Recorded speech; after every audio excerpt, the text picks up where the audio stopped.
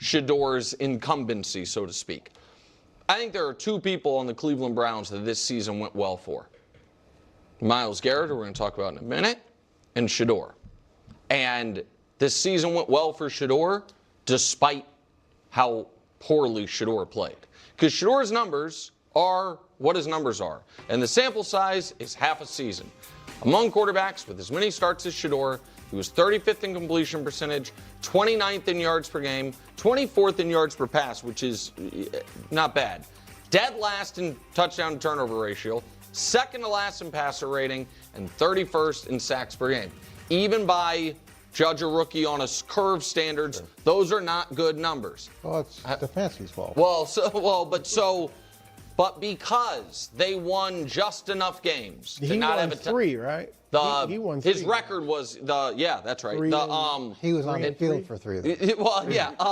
But because they fell outside of the top three of the draft, and picks 1, 2, and 3 are 3 quarterback-needy teams, and it seems like it is a 2-quarterback draft, we think, right now. And because Stefanski is now out, and I think it's fair to say Stefanski didn't appear to be a huge Shedeur guy, I think this worked out perfectly for Shedeur, where the Browns are going to have very little optionality. Like, what are we going to do? Are we going to overdraft a quarterback as the 3rd or 4th quarterback taken with the 5th pick of the draft? Probably not. Are we going to spin the free agent quarterback wheel, which is, it seems like Malik Willis and who? Like Daniel Jones is a free agent. He tore his Achilles. Mac Jones is not a free agent. So I am still a seller on the idea that Shedeur Sanders is going to be a long-term, even average, much less above average starter in this league. But he's going to get a shot now. I think that with Stefanski gone, with where they fell in the draft, he is going to get that offseason that he talked about after his first start. Imagine me with a full offseason. I think we're going to get to see it. Yeah, it's pretty interesting because I know people are still insanely high on Shedeur Sanders. They still think that he's the next big thing in the NFL. Clears throat. And it's snorts. Pretty funny because when he seemingly put up a successful box score, I'll call it, they were like, you see what Shedeur can do. You see what Shedeur can do. That's how great he is. And then when he puts up these numbers over the course of all the games that he played, they're like, nah, you can't look at that. That doesn't count. That doesn't count. His roster wasn't good. The coaching wasn't good, etc., etc. And it's like, well, you can't have it both ways. You can't have it both ways. Now, listen, I think Shedeur did enough to keep this train moving in the right direction. I give young quarterbacks the benefit of the doubt when they're on bad teams and whatnot. But he was still also, though, making really bad plays and really bad decisions. And nobody will confuse Jackson Dart as being on this great team, but he looked a lot better. Caleb Williams had terrible coaching. He looked a lot better last year. He had no O-line and terrible coaching, multiple coaches fired throughout the course of the season. He looked way more experienced, way more composed. So you have to put that in context because you said that Shedeur Sanders is not just a starting quarterback in the NFL. The argument was this quarterback is set up to be one of the greatest quarterbacks of all time, and that it was absolute, collusion to have Shedeur not be drafted as a top pick. And if you were truly that special, where you are this unbelievable quarterback, bona fide top pick in the draft, you would have shown a little bit more than what we saw here. Now, again, I think Shedeur did enough to be like, all right, let's give this a go. But at the same time, you can also admit that it wasn't great, that it wasn't unbelievable. It's okay to admit that. Even this video that I'm making right now, people will still be like, you just hate Shedeur. You're D. And it's like, I'm literally telling you that I think he showed enough signs to be like, okay, I'm interested to see what an offseason can look like, get a coach, team, etc., etc. Like, let's see what we can do here. But you also have to admit wasn't great either. Wasn't great either.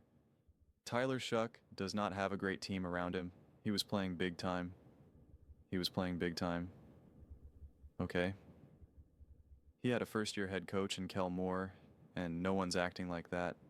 Roster is amazing, and that roster got completely banged up as well.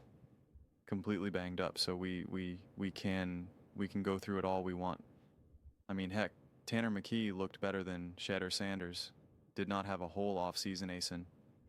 And he's doing it was in his, second ever start in the NFL with a terrible offensive coordinator, and he played with all the backups. He had all the backups, all the backups, all the backups.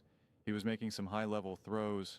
It wasn't perfect because I don't expect it to be perfect for him by any stretch of the imagination, but it was better than this. Snorts. So you can believe in Shedeur, you can be excited for the future of Shedeur, but you got to put to bed this quarterback is set up to be one of the greatest quarterbacks of all time, and the only reason why he wasn't picked as a top draft pick is because of all bad tinfoil hat reasons. And I'm fascinated to see what the Cleveland Browns want to do here, and who they hire, and who wants this job. I mean, the reality is if you had the hottest hire market right now, coaching market where Shanahan was available, where McVay was available, Kevin O'Connell, Ben Johnson, I do not think they want to work with Shedeur Sanders. I do not believe that. So what coach are you going to get? And then obviously those coaches aren't even available, but what coach are you going to bring in? And are you going to then now be in this trap loop where you bring in a coach who people are kind of like, yeah, I guess they don't really know much about him. He's a college coach, or he's the passing game coordinator for, this team or whatever. And you bring them in, and now you're still seeing a lot of the same stuff, and you're like, well, the coach isn't good enough. We still need a better right? And then you keep doing this thing, which is what the Chicago Bears did with Justin Fields.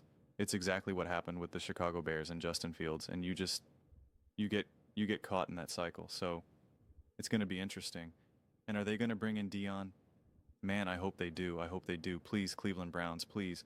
Please hire Deion Sanders. I beg you. I beg you. I beg you. I beg you. Please hire Coach Prime Deion Sanders. I beg you. Please. Cleveland Browns, don't rob us of all of this. You will give us one of the most amazing off seasons and regular seasons of 2026. Please just give the people what they want. But those are just my thoughts. I'd absolutely love to hear yours. What do you guys all think about Shedeur Sanders? How do you feel as though this year went for him in the Cleveland Browns? What about firing Kevin Stefanski? Let me know your thoughts in the comments below. I read every single comment.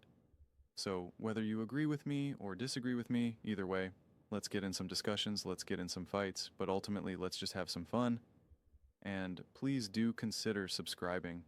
We are building an amazing community here, and absolutely love to see you part of it. I want to build something that we all genuinely feel connected to, something that we're really excited to be part of. I think we're well on our way to doing it. Please don't forget to give this video a thumbs up, as it really does help the visibility and the algorithm. Thank you so much. See you next time.